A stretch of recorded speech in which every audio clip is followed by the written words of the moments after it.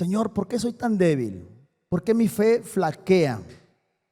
Y es que quizás no has librado las suficientes batallas. Ganar un combate de la fe puede hacerte más fuerte. Te fortalece cuando libras una batalla. Cuando no puedes con ciertas cosas, el Señor te dice, ahí te va otra prueba. Ahí te va otra prueba. Entonces tú comienzas a pasar ciertas pruebas. Esas pruebas te convierten en una persona más fuerte en tu fe. Es normal como humanos que tengamos esas deficiencias, esas caídas, esos pensamientos erróneos que nos atacan. Y para eso vamos a traer a nuestro primer invitado, Juan el Bautista. ¿Cuántos han escuchado que Juan el Bautista era un hombre muy fuerte? Pero fíjate lo que dice Lucas 7:20. Lucas 7:20 en la palabra nos dice, cuando se acercaron a Jesús, ¿quiénes se acercaron a Jesús? Los que estaban con Juan el Bautista, los que trabajaban con los colaboradores de Juan el Bautista. Ellos le dijeron, Juan el Bautista nos ha enviado, le dijeron a Jesús, a preguntarte, ¿eres tú el que ha de venir o debemos de esperar a otro? Fíjense la pregunta que hizo humanamente Juan, en su humanidad, siendo aquel Juan que todos escuchaban, aquel Juan que tenía mucho público, siendo aquel Juan, fíjense lo que preguntó. Vayan y díganle al maestro si es él el que habíamos de esperar o es otro. Entonces, el famoso predicador del desierto que fue enviado para preparar el camino del Señor, comenzó confiado y seguro en su ministerio. Y comenzó de una manera diferente, con mucho poder, con mucho ímpetu, con mucha fe. Y cuando hablaba de Jesús, dijo, miren el Cordero de Dios, el que quita el pecado del mundo. O sea, estaba en pleno conocimiento en el Espíritu de quién era Jesús el que habría de venir. Él estaba en el Espíritu, pero con esta pregunta que suelta, demuestra su debilidad humana. Muchas veces nosotros pasamos por cuestiones así, pero cuando se encontró en la cárcel, cuestionó si Jesús era realmente el Mesías. Juan envió a sus discípulos, pero fíjense, Jesús era un gran maestro y le respondió de esta manera, le dijo, respondió con evidencia para que Juan pudiera retener su profesión de la fe. Le dijo, hey, sí soy, no tengas temor en que te hayas equivocado, yo soy el Mesías, que no decaiga tu fe. Jesús le respondió con amor. Jesús pudo quizá haberlo reprimido, Jesús lo pudo haber empujado más al fondo y haberle dicho, incrédulo, ¿qué no sabes que yo soy? ¿Qué no te bastó cierto tiempo? No, con amor le dijo Jesús, con ese amor que tenía Jesús, le dijo, vayan y díganle lo que han visto, con ellos vayan y díganle. Así respondió Jesús.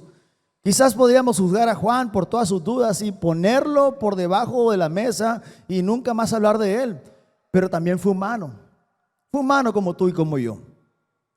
Mucha gente ha sufrido con su humanidad y luchan a diario y muchos abandonan la carrera de la fe. Qué tremendo es eso, ¿verdad? Que un día estás adorando y al otro día estás alejado, frío totalmente como un témpano. Y en el proceso de la conversión, una vez alguien me preguntó, ¿qué es la conversión? ¿Qué es una conversión? Y está bien de esa palabra, o esa pregunta, ¿por qué usan ustedes la palabra conversión?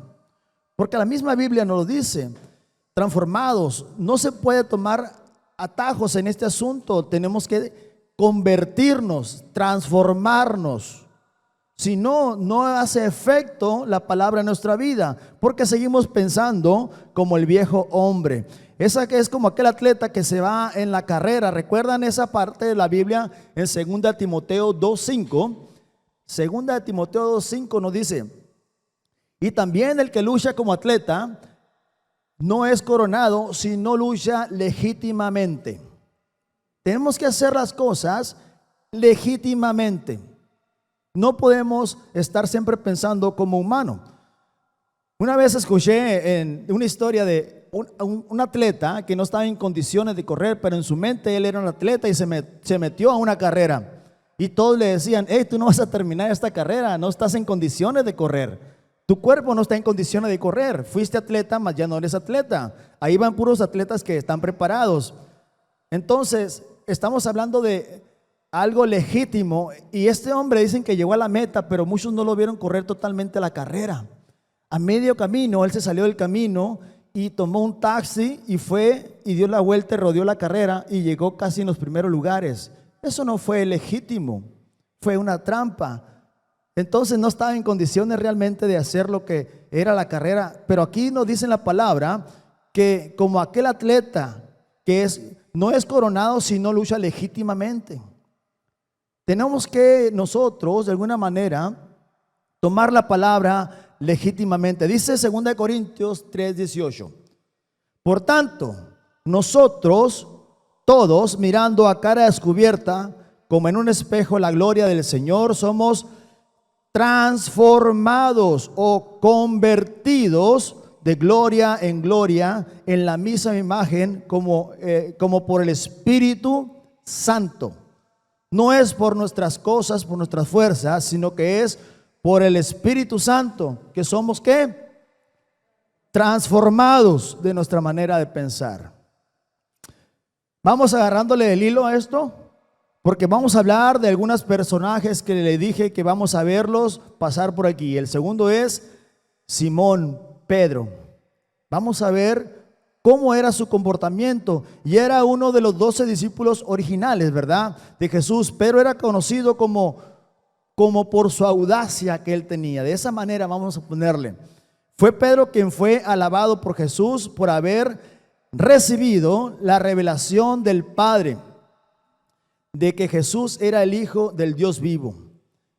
Entonces Pedro dejó todo por seguir a Jesús. Qué increíble la vida de Pedro. Aquí es donde nosotros tenemos que ver que su condición primeramente humana fue aventar todo lo que tenía y seguir a Jesús. Él no le importó nada. Eso fue algo que podríamos decir, bueno, yo primero hago cuentas, quizás veo lo que voy a dejar, quizás vendo la panga, vendo las redes y a ver cuánto saco porque me va a servir en el ministerio, ¿verdad? Humanamente saco cuentas y digo, bueno, me va a hacer falta todo esto, no puedo abandonar todo así.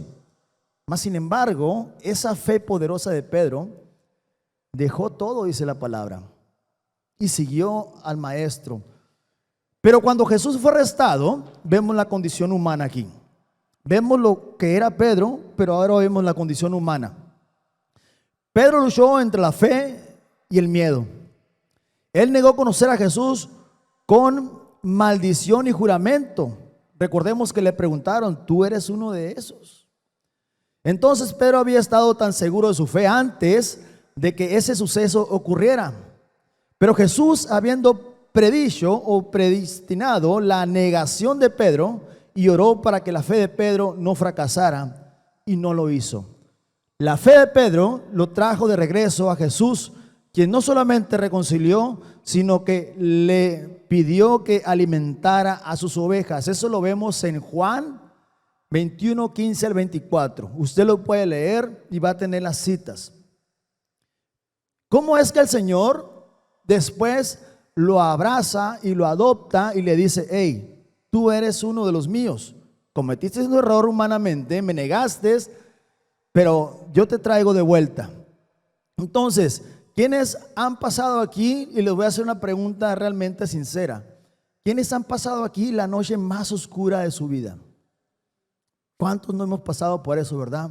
Y que parece que nunca va a llegar la mañana, y que pasamos toda la noche, la madrugada casi en vela, sufriendo y pidiéndole respuestas a Dios. Señor, ¿por qué suceden estas cosas?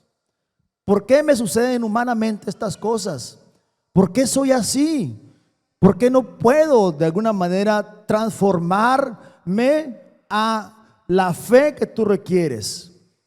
¿Por qué sufro? Porque humanamente nosotros pasamos por esos procesos de la vida. esos tristes procesos que parece que la noche nunca va a acabar.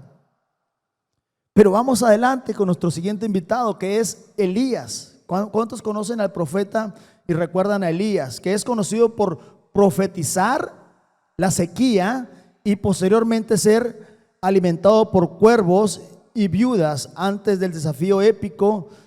Antes del desafío, ¿recuerdan que él mató a 450 profetas de Baal? ¿Recuerdan esa historia?